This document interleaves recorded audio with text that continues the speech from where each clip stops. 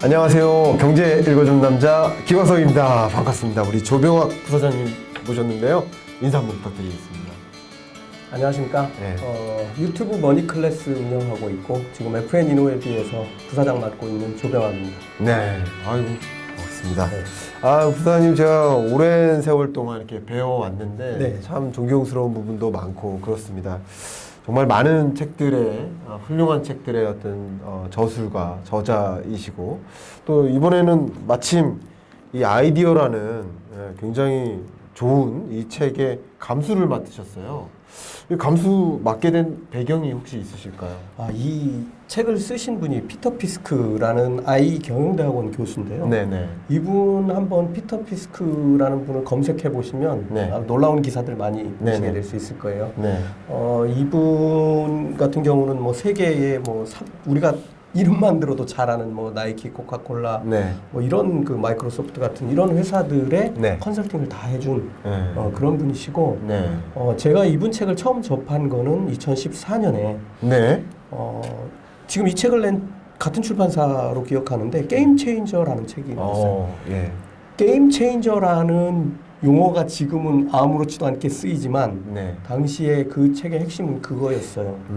앞으로 경영 현장에서 세상을 바꿀 혁신 기업 100개를 소개를 해놨어요. 10가지 산업에서 10개씩. 네네네. 그때부터 그 회사들을 공부하고 네. 회사 다니는 게 재미가 싹 사라졌어요. 내가 회사 다니고 이게 참 삶을 이상하게 살고 있구나. 그만둬야 되겠다. 네. 정말로 그만뒀잖아요. 네. 그 책을 14년에 읽으신 거예요? 네. 이 게임 체인저 이 책은 네. 세월이 한참 흘러서 아마 작년으로 기억하는데 네. 뭐 작년 같은 경우에도 뭐 롯데그룹 같은 경우는 뭐 임원들 전부 다 그 책 보고 그랬어요. 네.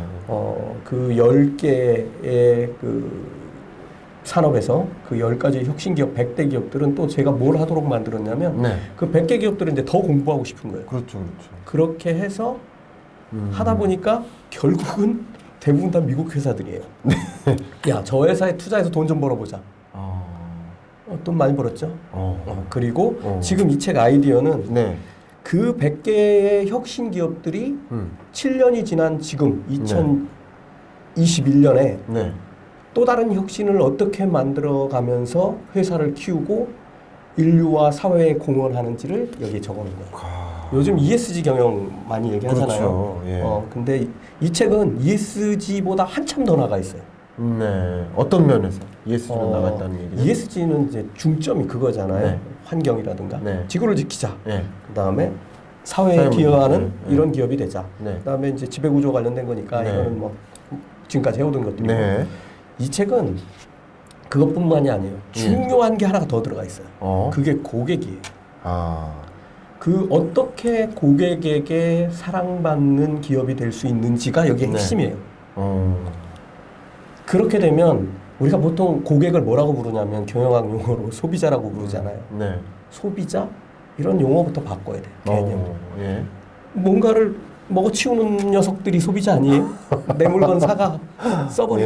근데 그게 아니고 같이 기업과 우리 회사와 같이 성장하는 네. 동반자로 정의를 딱 해서 정의를 동반자로. 네. 그런 거 잘하는 회사들, 애플 네. 네. 이런 회사들이죠. 네. 나이키도 잘합니다. 나이키가 아디다스보다 훌륭한 이유예요. 네. 뭐 공장이 없어서 훌륭한 게 아니라 나이키 같은 경우는 자기 고객들을 뭐라고 정의하냐면 운동 선수라고 정의를 해요. 나이키의 신발을 스포츠 신발을 사면 네네. 더 잘 달릴 수 있고 그러네요. 더 오래 달릴 수 있고 뭐 이런 거를 계속 심어줘요. 고객은 계속 그 회사 제품을 사랑할 수밖에 없죠. 근데 정말 말씀하신 것처럼 경제가 이제 아날로그에서 디지털 경제로 전환되어 가고도 있고 더 빠르게. 그럼 그러다 보면 당연히 디지털 플랫폼 기업들을 중심으로 여러 서비스들이 소비자에게 전달되는데 과거처럼 물건 팔아서 소비하라고 던져주는 개념이 아니라 플랫폼을 같이 이용하는 유저이자 동반자이자 그런 개념에 더 가깝게 가는 것 같아요. 네, 그렇죠. 그런 걸 설명하는 느낌이에요. 이 책의 원래 제목은 네. 비즈니스 리코디드예요. 그러니까 비즈니스 자체가 새로 코딩돼야 된다는 얘기죠. 그런데 이 제목이 아이디어예요. 왜 아이디어라고 이게 지었는지 물어보니까 그거예요. 제발 우리 기업들이 여기서 아이디어를 얻으라. 영원히 생존할 수 있는 아이디어를 여기서 얻으라 이거. 네. 저는 이거 10번쯤 봤어요. 아, 그러셨습니까? 10번쯤 봤어요. 네. 10번 정도. 아마 이 책을 기획하는 이 출판사에서 10번 정도는 읽으라고 하드커버를 하지 않았을까. 하드커버를 아무 책에나 붙이지 않습니다. 비용 부담도 있고 여러 가지 문제가 있기 때문에. 여러 번 보라는 의미가 있거든요. 그 댓글, 블로그에 올린 이 책을 읽은 분 한 분이 정말 네. 그런 글을 올린 분이 있더라고요. 뭐냐면 예. 다독하는 것도 좋지만 네. 하나의 주제를 놓고 확실하게 이해할 때까지 여러 번 볼 수 있는 그런 책은 더 좋은 책이다라고 이 책을 평을 해놨어요. 그러네요. 저도 그런 생각이 들고요. 마치 일종의 교과서, 바이블 같은 느낌의 그런 책으로서 저도 인식이 됩니다. 정말 이 책에 대해서 또 이야기할 시간을 나중에 또 네. 한번 따로 가져봐도 좋을 것 같습니다. 여기 나오는 혁신기업들 얘기 한 10개만 하면은 한 서너 시간 갈 겁니다. 예. 특집으로 한번 따로 다뤄보는 것도 좋을 것 같습니다. 네. 벌써 시간이 많이 지났지만 네. 어쨌든 첫 번째 오늘 1편으로서 다루고 싶은 그 주제가 이미 관련 도서 천재들의 공부법. 오래됐어요? 네, 오래됐는데 공부의 기술을 좀 말씀해 주셨으면 좀 좋을 것 같습니다. 부서장님, 네? 공부 잘하셨습니까? 저는 37살 될 때까지 공부를 해본 적이 없어요. 정말요? 갑자기 뜻밖의 답변을 주셔가지고. 나는 내가 가지고 있는 재능들이 있다는 거를 네. 알긴 알았지만 그게 그냥 아무렇지도 않은 거라고 생각을 했어요. 네. 학교 다닐 때는 선생님이 칠판에다 판서하고 뭐 색깔 분필로 쓰잖아요. 네네네. 선생님 강의 하시는 내용 하나도 안 들었어요. 맨날 노는 거예요. 그러다가 이렇게 한번 쳐다보면 네. 그게 이미지로 기억이 되는 거예요. 그게 공부 잘하는 거 아닙니까? 아니에요. 이거는 공부는 이런 건 공부가 아니에요. 그냥 외우는 거지. 예. 이건 아무 쓸모 없는 거예요. 쓸모가 아주 없진 않은데 네. 제가 37살이 됐을 37살. 때 생각의 탄생이라는 책을 딱 접하게 되고 네. 그리고 루트번스타인 교수 부부가 쓴 책이에요. 네네. 당시에 뭐 지금도 잘 많이 나가고 있을 거예요. 네네. 아주 유명한 책인데 사람의 뇌에 관련된 책이에요. 인간의 창조성이 어떻게 발현되는지를 설명한 책인데 그 책을 읽으면서 처음으로 공부를 한 것 같아요. 밤을 꼴딱 새서 읽었어요. 야. 그리고 이제 그 다음날 출근해서 그 책 읽은 거를 칠판에다가 그림으로 다 그렸어요. 예. 그랬더니 같이 책을 읽은 친구들이 놀라는 거예요. 그래요? 어떻게 그런 식으로 이해를 할 수가 있느냐는 거예요. 그래서 나는 이게 원래 이렇게 하는 거 아니야? 다? 그랬더니 이상하다는 눈빛으로 보는 거예요. 그때 이제 그 책을 읽고 공부의 개념이 확 깨졌어요. 그러셨구나. 네, 그러니까 그냥 안다는 거, 내가 뭔가를 외우고 있는 거, 이거는 아무 도움이 안 되는 일이에요. 아무것도 아니에요. 그냥 알고 있는 게 그게 뭐예요? 네네. 근데 이게 밖으로 나와야 돼. 밖으로 나와야 돼. 언어와 이미지로 나와야 돼. 나와야 돼. 네. 나올 방법이 우리가 사는 세계에는 언어와 이미지밖에 없어요. 언어가 되면 이렇게 되죠. 그렇죠? 이미지가 되면 화가의 그림이 될 수도 있고, 언어는 소리도 있으니까 음악이 될 수도 있고, 네. 또 건축물이 될 수도 있고, 네. 우리가 쓰는 스마트폰이 될 수도 있고, 이렇게 밖에서 나오도록 행동해야 돼요. 그렇군요. 그게 그러면 그런 게 어쨌든 공부 잘하는 거다라고 이렇게 말씀해 주셨는데 하나 더 있어요. 하나 더 있습니까? 네. 뭘 모르는지를 알아야 돼요. 내가 뭘 모르는지를 알아야 돼요. 근데 뭘 모르는지를 알면 네. 내가 뭘 공부해지는지가 바로 정해지죠. 정해지죠. 근데 대부분 보면 모른다는 거에 대해서 되게 창피해해요. 그렇죠? 예. 그러면은 누가 이제 뭘 물으면 대답을 안 하거나 안 하면은 내가 질문하길 꺼려. 네. 근데 저는 싹 다 바꿨어요. 네. 내가 모르면 그 자리에서 물어봐. 분명히 저 물어본 사람이 알고 있는 거라는 생각을 하죠. 네. 대부분. 네. 그 자리에서 묻고 네. 더 궁금한 건 뭐 집에 가서 뒤져보고 찾아보고 이렇게 하죠. 그러니까 아는 거를 늘리는 게 공부가 아니고 네. 내가 뭘 모르는지를 안 다음에 내가 뭘 모르는지를 아는 거. 네. 그리고 그걸 찾아서 네. 내 머릿속에 놓고 네. 넣는 것만으로는 아무것도 아니니까 네. 딱 죽으면 끝이잖아요. 머릿속에 넣으면 뭐 할 거예요? 꺼내놔야 되는데 그러려면 우리가 사는 세상에 활용할 수 있는 도구는 언어하고 이미지, 소리, 그 다음에 이 이미지라고 할 수 있는 우리 입체적인 결과물들로 바꿔내야 된다. 그렇군요. 그렇게 했을 때 우리가 나름 이제 공부를 잘하는 그런 조건이 이제 형성되는 것 같은데 그렇다면 이렇게 공부 잘할 수 있도록 하기 위해서 나름의 뭐 독특한 그런 공부법 사례들이 있다고 하시는데 어떤 좀 눈에 띄는 뭐 그런 사례들이 있을까요? 사실은 네. 공부는 네. 우리가 사는 삶하고 네. 분리할 수 없는 거잖아요. 네. 우리가 일하는 거하고도 분리할 수 없어요. 네. 근데 제가 깜짝 놀랐던 뭐 두 가지만 말씀드리면 네. 첫 번째는 오기스트 로댕 아시죠? 네. 생각하는 사람 네. 조각한. 예. 이제 그게 지옥의 문 그 중에 일부일 거예요. 네. 근데 이 사람이 자서전에다가 뭐라고 써놨냐면 네. 나는 내가 조각하고자 하는 대상을 끝도 없이 그렸다. 조각을 연습한 게 아니고 예. 내가 조각하려고 머릿속으로 가지고 있는 그 이미지들을 손으로 그냥 그렸다는 거예요. 네. 그 다음 말이 더 재밌어요. 예. 그 다음 말이 나는 내 손이 예. 머릿속으로 작업하고자 하는 대상을 이해하고 있는지를 이해해야 했기 때문이다. 되게 이게 말이 어렵지만 네. 어려운 네. 말인 것 같지만 네. 풀어서 설명하면 예. 내가 스케치를 계속해. 예. 내가 작업하려고 하는 뭐 생각하는 사람을 스케치를 계속해요. 네. 이걸 하는 이유는 네. 내가 머리로는 완전히 이해하고 있어요. 네. 근데 얘가 이해를 해야 내가 머릿속으로 생각한 걸 만들어낼 수 있을 거 아니에요. 그러니까 이 손이 진짜로 내 머릿속에 있는 거를 이해해서 그 생각하는 사람을 만들 수 있는지를 이해해야 했기 때문에 그걸 그렸다는 거예요. 예. 야. 왜 천재인지 아시겠죠? 진짜 천재. 그 작품이 그러니까 대단한 작품이 그런 되는 거예요. 작품이 나올 수밖에 없는 거네요. 우리 잘 아는 어니스트 예. 해밍웨이도 네, 마찬가지죠. 네. 노인과 바다. 예, 그렇죠? 예. 이분은 두 가지로 유명한데 하나는 네. 글을 쓰기 전에 예. 연필을 뾰족하게 갈았어요. 한 30분 동안 갈아요. 연필을요? 이게 왜요? 연필을 갈아요. 그리고 더 웃기는 건 글을 쓸 때 서서 글을 써요. 네. 왜 그렇죠? 사실은 연필을 가른 거는 제가 볼 땐 연필을 간 게 아니고 자기 생각을 간 거예요.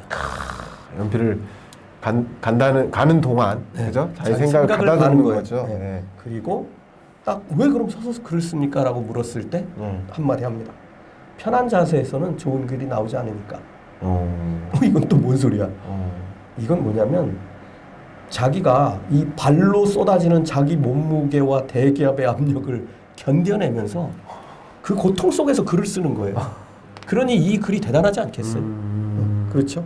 저는 사실 그렇게 말씀하셨길래 어떤 생각을 개인적으로 했냐면 저도 이제 글을 쓸 때 그런 식으로 하거든요. 생각을 많이 해요. 그러니까 이제 짬 시간에 예를 들어서 운전하면서 생각을 해야 돼요. 어떤 문장으로 시작할 것이고 어떻게 표현할 것이고 생각을 한참 했다가 글 쓰는 시간은 짧게 하는 거죠. 그렇죠. 그러니까 일필휘지라는 표현이 그런 거죠. 미리 생각 많이 해놨다가 딱 앉으면 수사삭 그런 느낌으로 이해했는데 그게 아니라 오히려 이 30분 동안 연필을 갈다가 생각을 가다듬고 어려운 환경 하에서 그걸 막 극복하면서 글을 써야 되는 그런 말씀까지 하신 거잖아요. 그렇죠. 근데 대부분들이 다 그래요. 네. 우리 레미제라블 쓴 빅토르 위고 네. 같은 경우 또 미국 독립선언서를 쓴 벤자민 플랭클린 네. 100달러짜리 집회 네, 있죠. 네, 네. 이분들은 어떻게 했는지 아세요? 알몸으로 글을 써요. 헐딱 벗고. 좀 야한데. 근데 왜 그러냐? 이 사람들은 실오라기 하나도 자기를 글 쓰는 일에 방해받고 싶지 않은 거예요. 이야. 무섭죠. 그건 정말 대단한. 내가 내 일을 대하는 태도, 네. 내가 사람을 대하는 태도, 내가 우리 회사 직원 뭐 이런 거를 대하는 태도를 실제로 이렇게 해야 돼. 이게 공부죠. 그죠? 내가 알고 있는 건 아무것도 아니라고. 약간 꺼내놔야 돼. 가수 이은미 씨가 맨발로도 노래하는 그런 느낌인 거네. 일종의. 그렇죠. 일종의. 이 정도로 설명드리겠습니다. 그게 이제 결국 독특한 정말 공부법 사례라고 이렇게 생각이 되는데 반대로 이제 공부에 있어서 나름의 장애물이 있을 수도 있고요. 실패 사례가 있을 텐데 그런 사례도 좀 말씀해 주시면 어떨까요? 제 얘기를 하나 먼저 말씀드리면 제가 37살부터 이제 진짜 공부를 시작하게 된 거예요. 네. 지금 이제 51살이 됐으니까 14해째 공부를 하고 있는데 40대 초중반 같으신데 벌써 그렇게 되신 겁니까? 그만 집에 가라는 사람도 많이 있는데. 네. 근데 이제 그 14년 동안이 제가 인생에서 되게 압축해서 공부를 지금도 하고 있고 한식인데 네네. 사는 걸 바꿔버렸어요. 어. 어떻게 바꿨냐면 네. 8시 반이면 자요. 저녁 8시간에 자요. 예. 네. 뭐 술자리가 있어도 예. 7시면 출발. 아. 그래서 저하고 술자리 하는 사람들이 징글징글하다고 그래요. 왜 그러냐면 초고속으로 먹고 가거든요. 야. 근데 먹다 말고 가면 좀 그러니까. 네네네. 가서 8시 반이면 자는데 네. 일어나는 시간은 한 2시 반? 새벽에. 네, 그 남들 네. 왜 이렇게 일찍 일어나요? 네. 뭘 일찍 일어나요? 일찍 잤으니까 일찍 일어나지. 아, 그렇죠. 자는 시간은 똑같아요.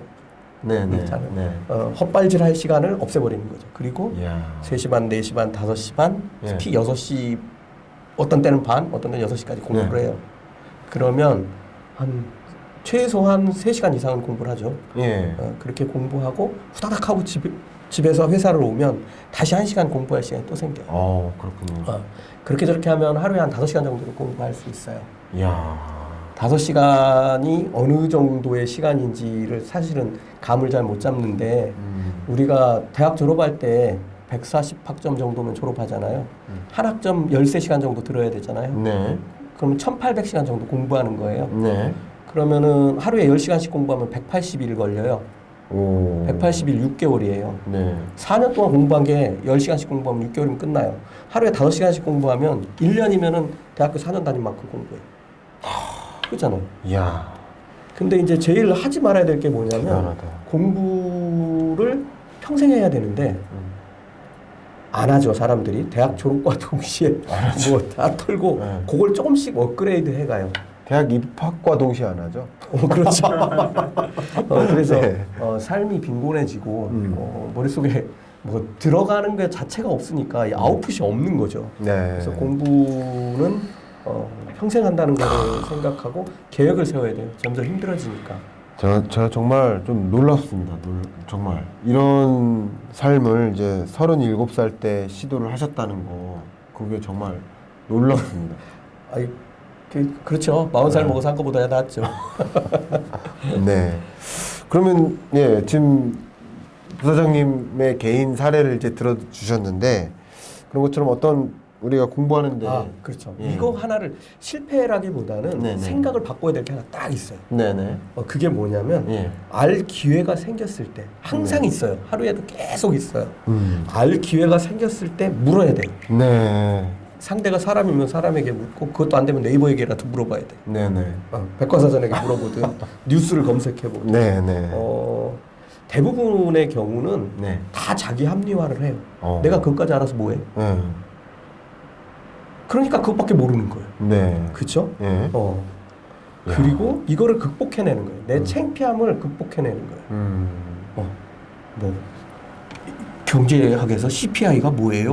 뭐 이런 거 물어보는 거예요. 네. 그러니까 얼마나 잘 설명해 주겠어요. 네. 내가 그거 찾아가지고 공부하려면 머리가 뽀개지는데 예. 내 수준에 맞춰서 잘 설명해 주실 거잖아요. 아니.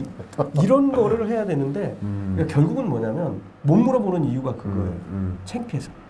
이게 제일 두려움이에요. 네. 상대방이 내가 그런 것도 모른다는 걸 알면 내가 얼마나 창피해. 못 물어봐요. 근데 그거를 극복해야 돼요. 어차피 죽을 때까지 세상에 있는 거 다 알 수도 없고 다 알 필요는 없지만 알 수 있는 데까지 알아야 될 거 아니에요. 그런 게 이제 목적이 되어야 되고 네. 그러면 어떻게 바뀌냐면 내가 모르는 게 창피한 게 아니라 모르면서도 알려고 하지 않는 게 창피해지는 거예요. 그렇죠. 네. 그래서 그거를 딱 바꿔요. 오늘 왜 이렇게 감동 주고 그러시죠? 우동 드릴까요? 너무 좋은 말씀입니다. 이제 마지막으로 네. 그 질문 드리고 싶어요. 예. 삶과 공부의 생활화. 이미 몇 가지 사례를 통해서 이제 말씀해 주시긴 했지만 어떻게 삶과 공부를 생활화할 수 있을지. 예. 한번 말씀해 주시겠습니까? 나이를 먹는 거에 대한 네. 생각을 바꿔야 돼. 네. 나이를 먹는 것에 대한 생각. 네. 제가 질문을 거꾸로 드릴게요. 네. 우리가 나이를 먹으면 네. 시간이 빨리 간다고 느껴지잖아요. 그렇죠. 왜 이렇게 시간이 빨리 가? 근데 젊었을 때는 그러지 않아요. 네. 왜 이렇게 시간이 안 가? 거꾸로 네. 그렇게 돼 있어요. 그럴 수 있죠. 왜 그런지 아세요? 제가 생각해보지 못했던 질문입니다. 나이를 먹으면 먹을수록 더 그렇게 느낍니다. 근데 그 이유를 알게 되면 공부를 열심히 하게 돼요. 뭐죠? 첫 번째가 아니라 가장 중요한 한 가지가 있는데 네. 우리가 오감이라고 하는 감각이 있잖아요. 네. 이 감각이 쭉 떨어져요. 급격하게 60이 넘어가면 떨어져요. 감각이 떨어진다. 네. 네. 감각이 떨어지니까 입맛도 없어지고 뭐. 그렇죠. 예, 예. 뭐 맛있는 것도 없고 예. 그렇죠. 소리는 잘 안 들리고 예. 눈도 침침하고 뭐 이렇게 되는 거예요. 음. 이렇게 되면 어떤 문제가 생기냐면 네. 감각, 그러니까 세상을 받아들이는 네. 감각으로 세상을 읽어내잖아요. 네. 세상을 읽어내는 밀집도가 확 떨어져요. 아.